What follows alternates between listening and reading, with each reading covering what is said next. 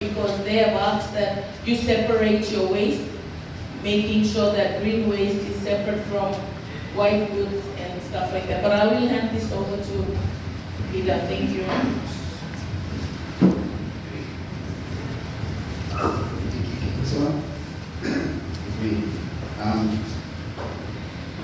For those that don't know me, my name is Pt.2. I've been assisting council for the last 5 years managing the capital works program, and of late assisting Rob with the filling position for the executive manager of operations.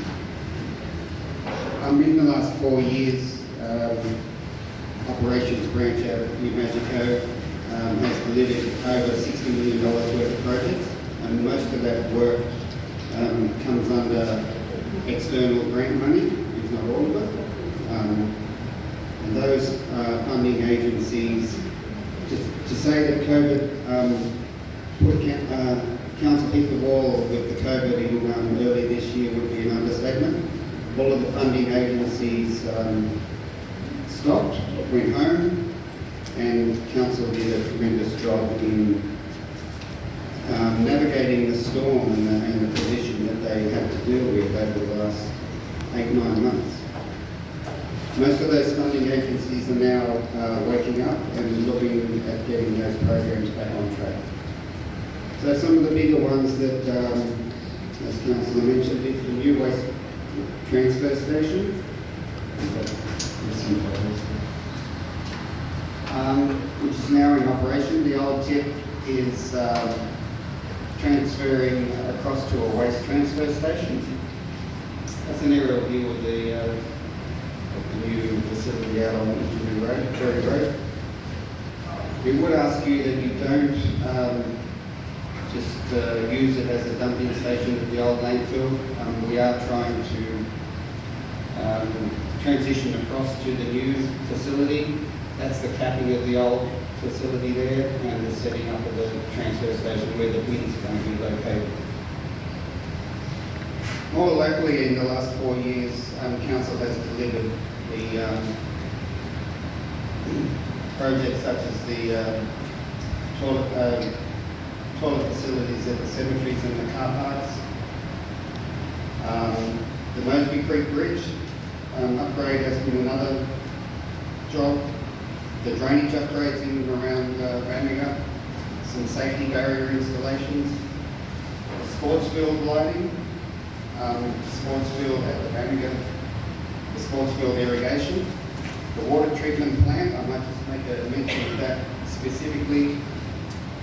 The water treatment plant generates about 5 megalitres a day, and we use about 5 megalitres a day at present, which is a large consumption. So there's no redundancy in that system. If there's a breakdown at the plant, then we are depleting the resources.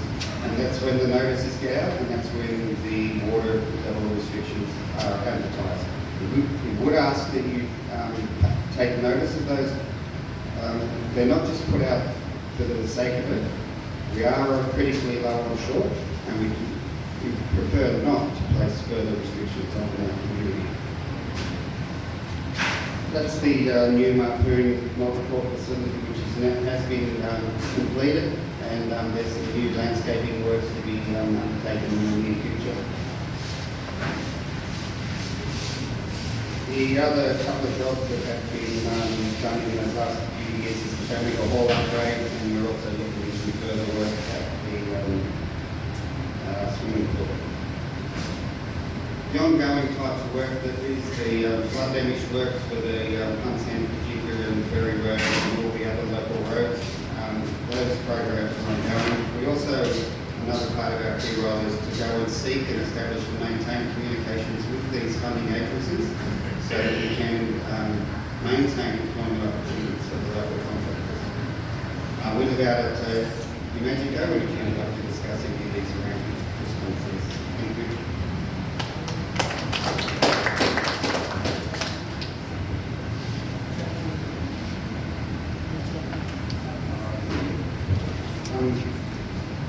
Mirror system. I mean, there was TMR advised us recently that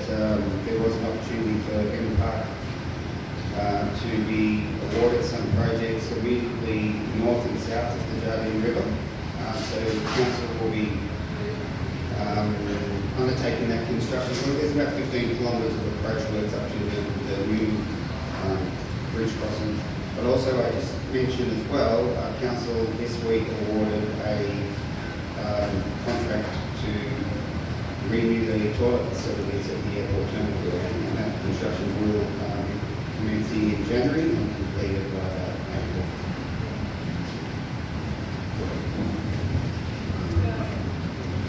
Thank you, Peter.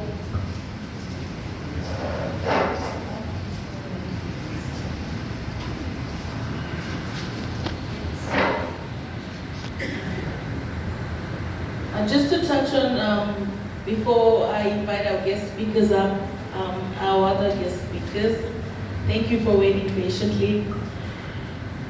Just in regards to the water restrictions, we cannot stress enough, we are currently still on level 6. Reason being is that our households inside the community are using more than the allocated water a household should use. But we've also identified as council that there are big leaking pipes, and we've identified that there in public buildings that there are also leaking taps.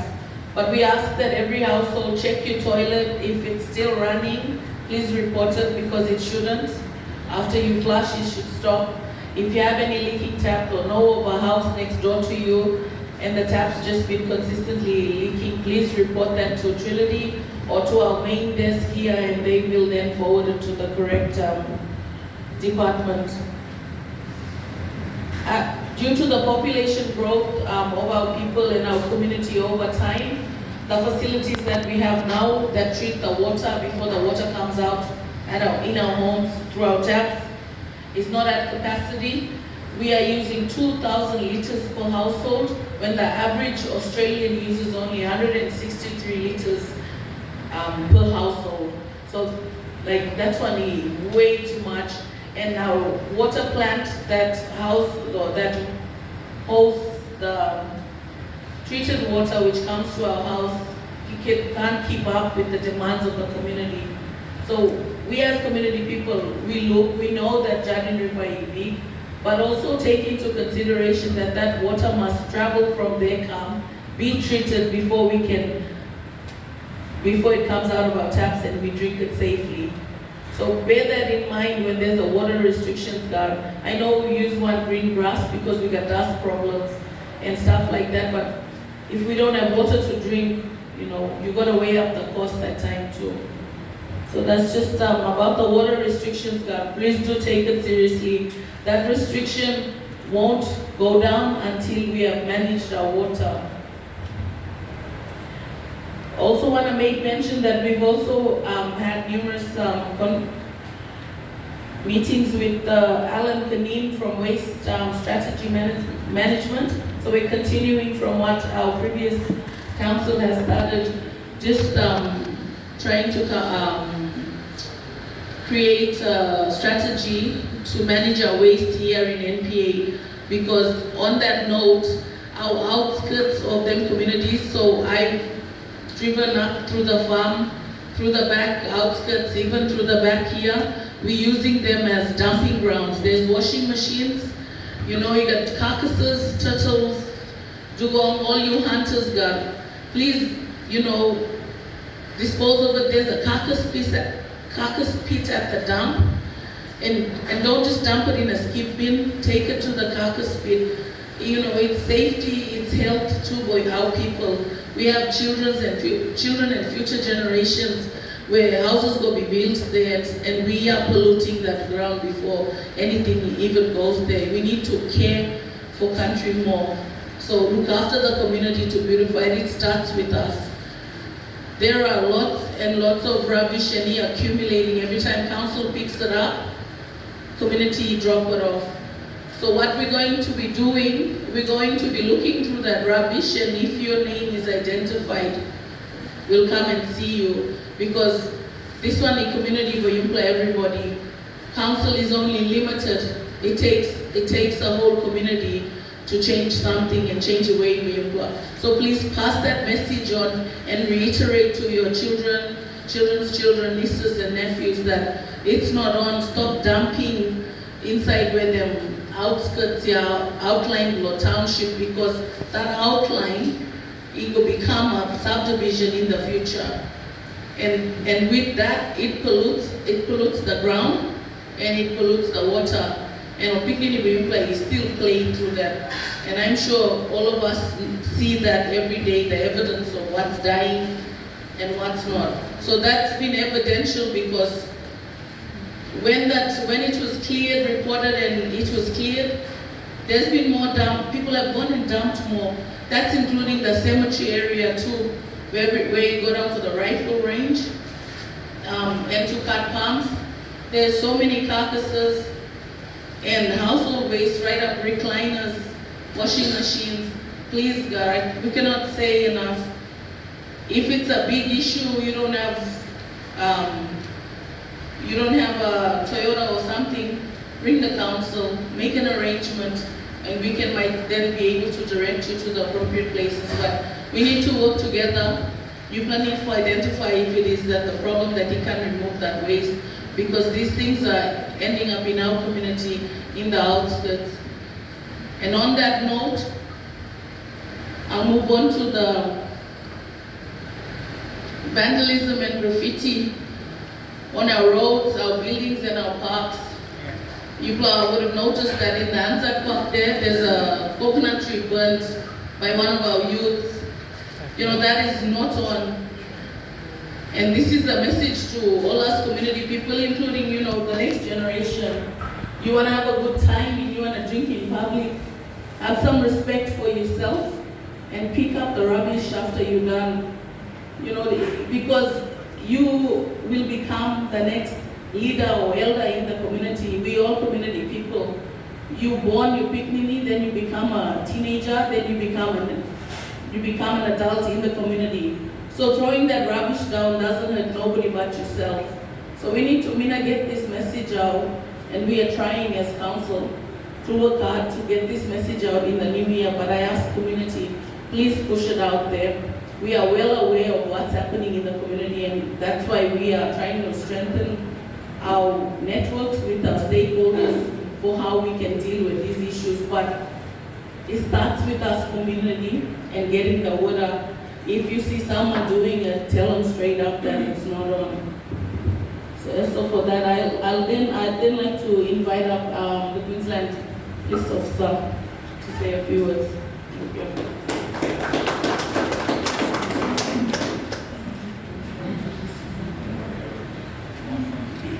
Good morning, everyone. Good morning, everyone. My name's Andrew Poole. Those of you who don't know me, I've been here 3 years as the officer in charge. I'm currently doing the Torres Strait inspector's job, so I've got a big area. We've had an interesting year. I think everyone would agree.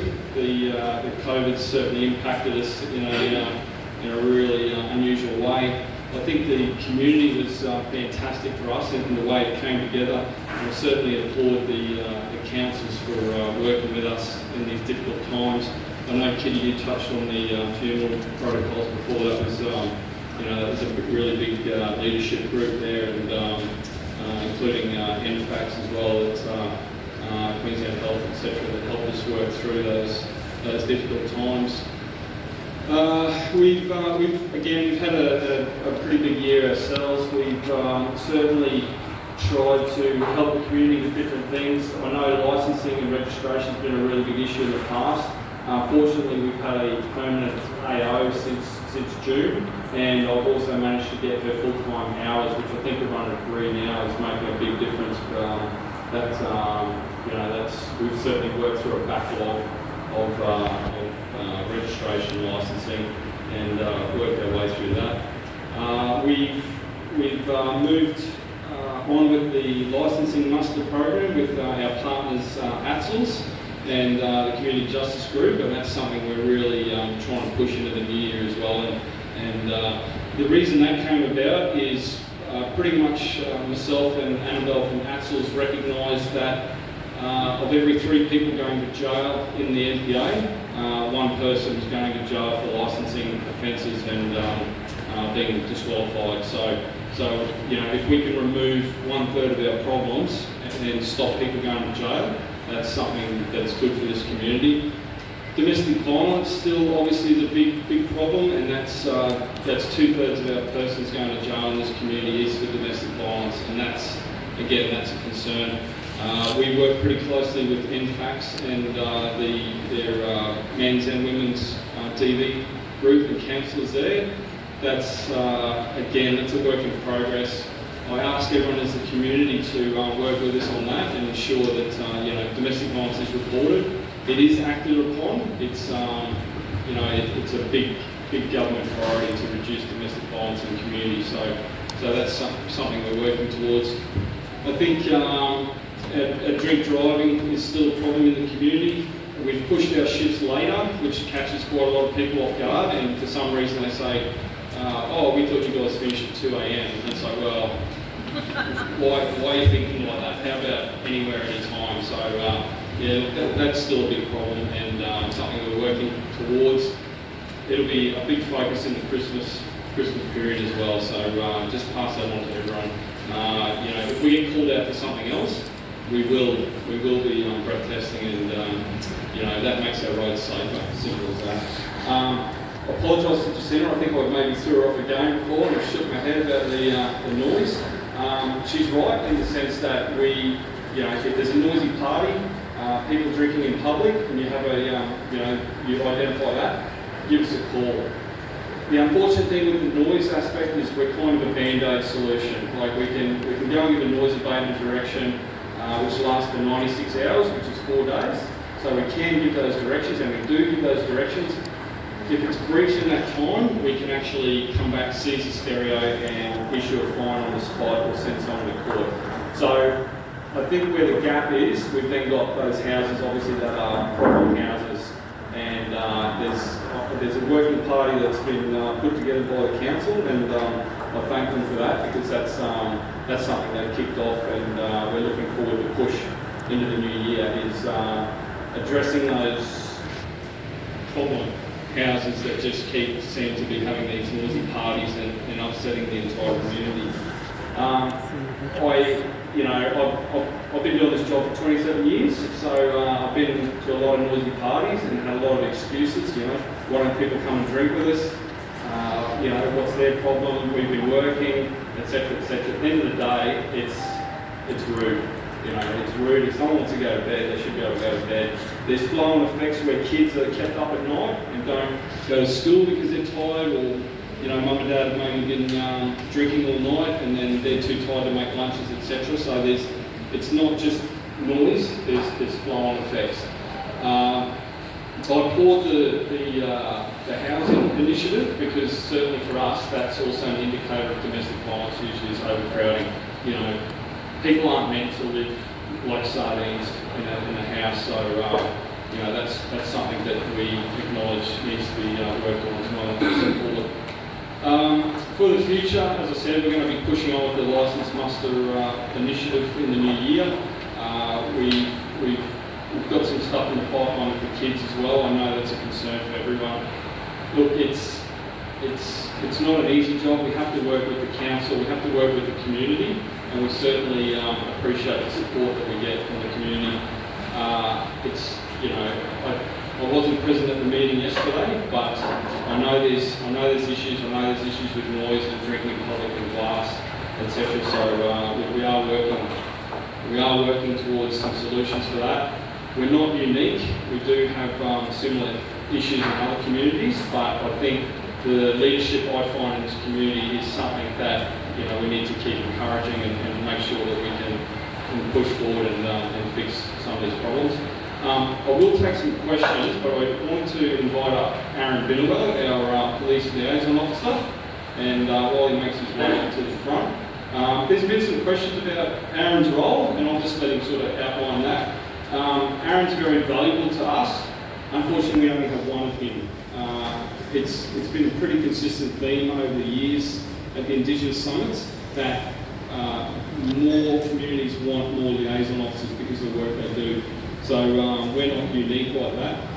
I know we've lost the community policing, as have most communities, and that's something as well that you know, I don't have a lot of control over, but certainly something the council can push through to government. But I'll just let Aaron say a few words about his role.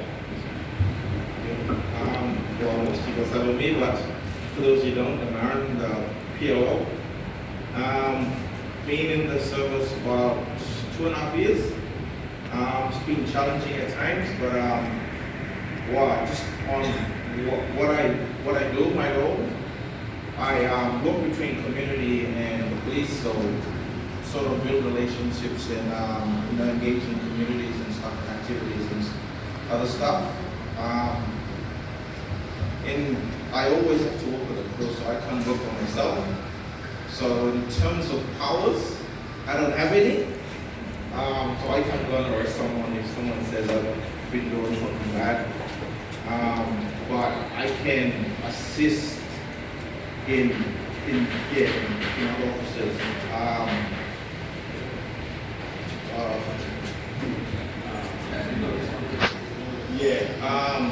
In majority of many other officers, new officers that come into community, all some culturally aware, so I sort of educate and tell them certain cultural awareness and protocols, but I'm still young myself, so I don't know majority. I ask elders and stuff that what's the right process to go about and stuff like that. Why? I can, if someone reports something to me, I can only pass it on to the officers and take action and stuff by myself. But feel free, I'm approachable, so if anybody wants to come and have a chat, go out, you can. What's up? Thank you, Andrew and Aaron. Does anyone have any questions? Otherwise, you can go and see Sergeant Poole. What's being done about youth crime? Yeah, thank you. Look, I'm not going to say we're a perfect community because there's obviously work to be done with youth crime. Our stats have been tracking downwards, but I can certainly see that when there's kids out at night, their stats that are we're a bit nervous about those because obviously if kids aren't engaging at school, kids are left to run around after hours, and these are all things that certainly conditions that lead to youth crime. Look, I've had those meetings with with the school, etc., where we're trying to get those improve those truancy rates. I see school as a big part of that youth crime problem. Is that if the kids aren't engaged, they're not working, they're not going to school, then that's going to be it's going to lead to graffiti, etc. So look, I'm happy to take your speak to you after the meeting. I know we've got the youth interagency group that's going, and we're trying to get those things to engage those kids.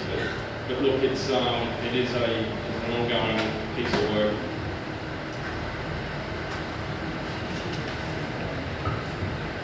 Thank you for that. Thank you, Andrew. We've just got So I've only got 5 minutes, but I would like to invite up Torres Cape and Health Hospital Services, the Director of Nursing, Lucy Pulliam. Thank you.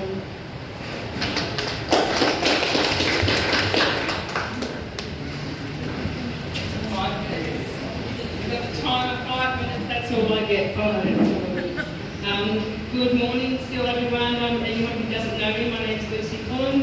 I'm the Director of Nursing Facility Manager for Bamaga Hospital, and I've been up here for 6 years with my family. First I want to acknowledge the traditional owners of the lands we're meeting on, past, present and emerging. Also thank the Council, Mayor, Deputy Councillors, CEO and the team. Also Bamaga Enterprises and the Tavern for hosting today as well. Nice to have a full venue compared to all the flyers yesterday. Just wanted to give some updates, and I'm open to take any questions as well too. So Bamaga Hospital, as you know, we've had some transition over the last couple of years. We've actually finally grown. It's now been open officially for the 1 year. The renal dialysis unit.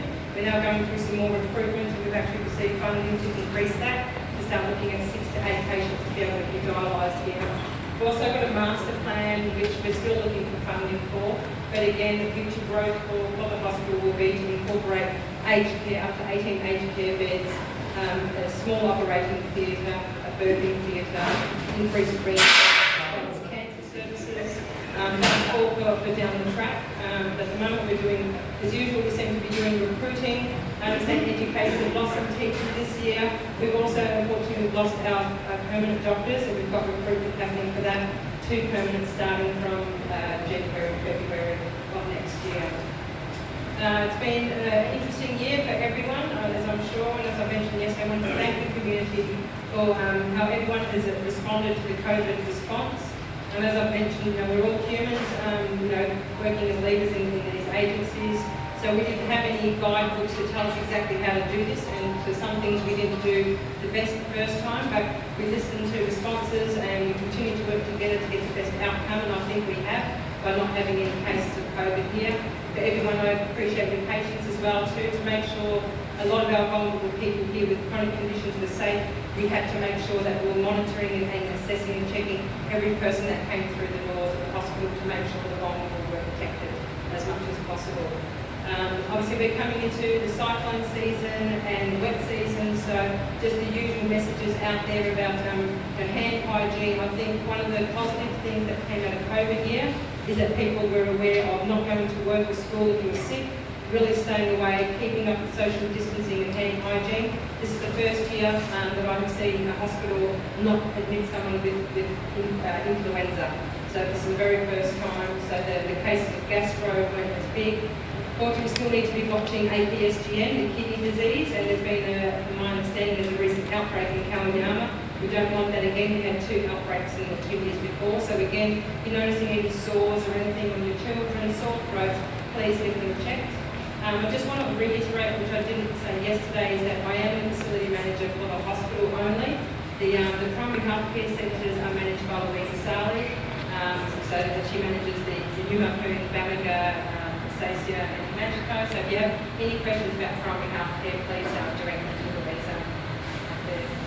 Otherwise, stay safe and healthy, everyone, and I'm open to any questions at all, and I'm available if people want to see me during work time as well too. Please feel free to contact reception or make an appointment, and I'm available. Thank you. Thank you. Any questions for Lucy? Thank you, Lucy. Now let's call a representative from the NPA Family and Community Services to give an update.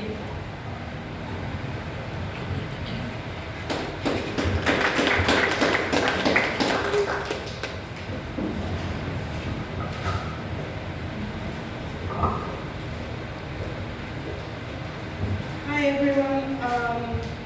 Before I start, I'd just like to thank Mayor Lucia, Deputy Councillors, the CEO for allowing me to talk on behalf of NPA Family and Community Services. Our CEO, Kate Galloway, she sends apologies and is unable to be here today. For those who don't know me, my name is Jasmine Bond. I'm one of the program managers for NPA Family and Community Services. I'd just like to inform everybody about our operating services, operating times for our services here in the NPA for the Christmas period. So for our main office, client services, CDP, New Mexico and Asian childcare services and OSH services, and health clinical services will be closed from 21st of December to the 1st of January 2021, and will reopen on the 4th of January. Our women's shelter is open 24/7 and will still be operating during our break. Our contact details are also on the flyers that is at the register table there, and we'll also be putting it out on notice boards around the communities and on our Facebook page. Thank you. Thank you, Jess. So on that note, community, would like to answer you again for attending this first community meeting. Like we stated, we will be having more community meetings in 2021, and we'll be following up all the questions that you had. Just to reiterate that if you have any further queries, please don't hesitate to come up to the office and put in your questions, complaints, or even if you have a suggestion in regards to a development in community. I'd like to once again thank you all for attending and taking this time to be here. I really do appreciate the community showing up to a public meeting such as this, so we're able then to speak as a whole and in unity in moving forward. We welcome all questions, all remarks, and my office is located up at the office up here. You can make appointments to see me, or just wherever you see me, stop me and talk to me. I've been very busy flying in and out, but please don't hesitate. I will make the time to come see you if you have any questions. In closing, please take the time to have a look at the community notices. We've got our fireworks and New Year's fireworks and other notices up there. Just ask questions to our staff if there isn't a notice that you would like to see. I'd also like to thank our staff for today, for putting on especially the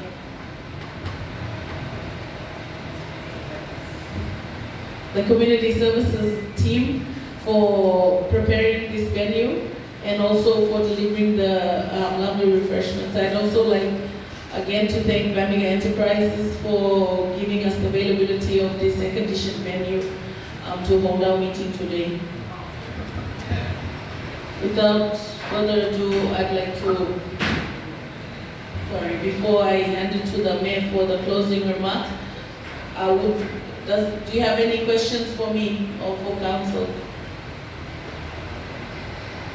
I have. Just going back to the local affairs, when community go up to purchase a ticket, can the ladies at the front just remind them like how important it is? If you miss a flight, we really don't want to, I don't want to lose this local airfare scheme in the community. It's affordable for myself, I'm pretty sure for everybody else. Kasa, if they can just remind, when people that don't want to purchase ticket, like it's really important to ring and notify if any cancellations. Wow. And also with the Sea Swift barge, can you look into the, like why we stop them deliver to businesses but not to houses anymore? For the amount of freight we pay for Kamanta, I feel that they should deliver. Some people have a transport. We can ring up council, but then people go, like you speak, people might tell us where to go for transport, for deliver. Wow, they don't deliver anymore for community houses. They just do for business only. Thank you for bringing that to our attention. We will be sure to follow that up with CISU. Well, I'm also aware that they did stop collection during COVID time, but they should be coming back, so we will definitely follow. Well, they're putting it up on Facebook for people to go down and collect. So when I raise that question, why, I feel that I shouldn't be doing that. I pay for the amount of freight I pay for my staff to come up. They should deliver. Thank you for that, Sarah. We've noted that. That was what they told us, that they were bringing. So certainly applicable. Thank you for that. Wow, and I just got one more, just with the dumping and the vandalism and public nuisance. Maybe council should look at installing security cameras around the community. I mean, it's an expensive item to purchase, but it benefits the community. Because like you see, if people find the rubbish, you can name somebody. I will have to use it for example. If I borrow a chair, Wendy or table Wendy, I broke him, I go, I dump him outside. Wendy didn't dump it, there I did. Then you go, oh, look, Wendy. Then you go cause the argument now between you two and go, come and growl with me. So a security camera would be good for evidence, for proof. Just an example. Thank you. We'll definitely take that on board. Yes, sir. Can I just say that like council's jurisdiction is limited, but we're looking into all of them spaces because people power zoning over a certain point. So that's why we're working closely with the police. We're looking at the public areas, what capacity for example in that space. But certainly we will be looking at strengthening those things because it's been going on for too long. You can control them now, it's really out of hand. And we ourselves are very disappointed that we've allowed to come to this point. Wow. And Christmas is approaching, festive season, families go away for holidays, leave your house empty, come back, find your house vandalized or things stolen. It's another one and two. Maybe neighborhood watch will bring up. And I encourage community therefore report. We must report because if we don't report, then things will continue. We look them thing, we report, and we will expect the police to follow through. And we will be working with the police on that space. For that. Thank you, sir. And just on that note also, when reporting that then works as statistics for NPARC. When we look for funding, say if we look for funds out there for cater for security camera, we will need evidence also for put up against the case, or give that case more weight so that we're able to secure some sort of funds. But thank you for that, and yes, we are working closely with our team in working on strategies on how we can definitely move forward with the issues. Thank you. So, we saw the problem of the moss horses.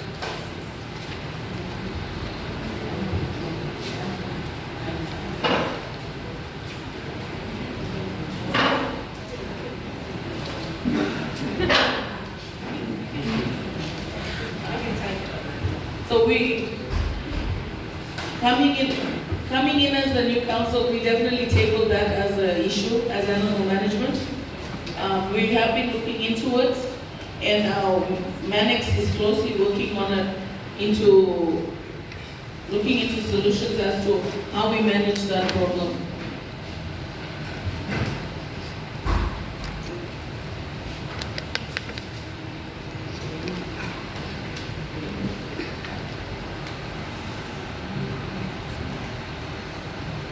Once again, biggest, so I'll now ask our mayor to come up and do the closing remarks. Thank you.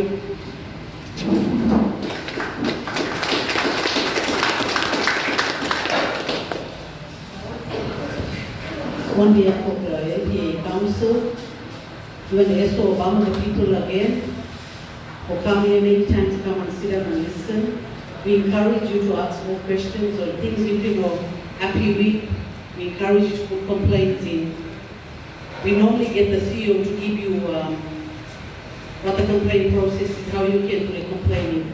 Complaint a good thing, because that's how we know something you want to community going on.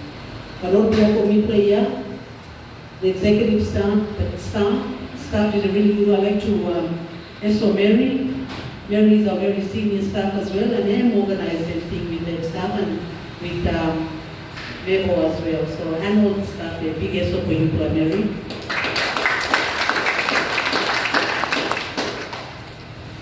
So like I said earlier, we just pushing the message across that NPA.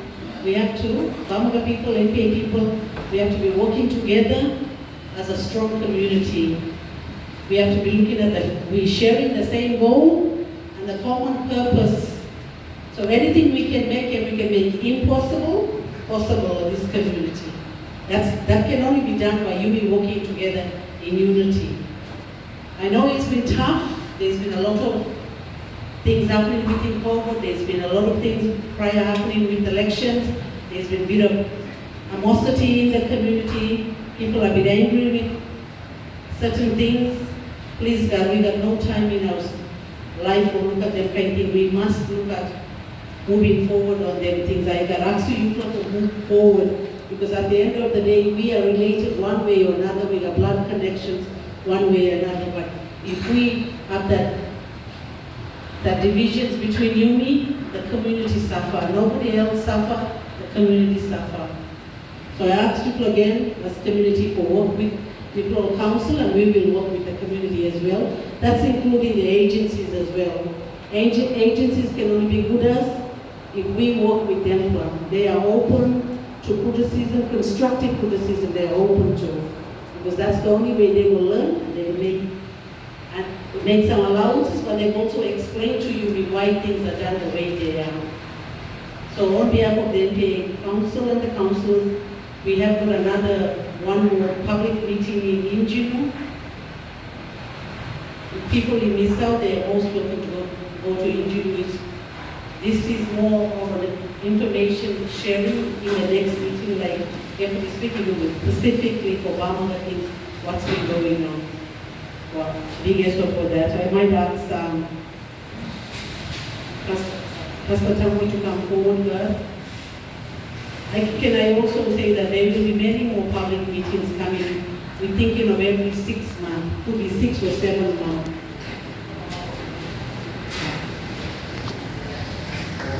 Last one, rise again. Thank you, Amen. Let's pray. Father, we ask you again for this time. Thank you for everything we've been going through today, and we ask you for the councillors, deputy, and everyone that we come today, and all the guest speakers, and for all the things that we went through today, God. And we pray that we will think about all these things, and yes, we thank you, Lord, and we just pray that your blessing be upon us, God, as we dismiss now. Pray that you dismiss as well with a shower blessing. In Jesus' mighty name we pray, and we say amen and amen. Well, that's all.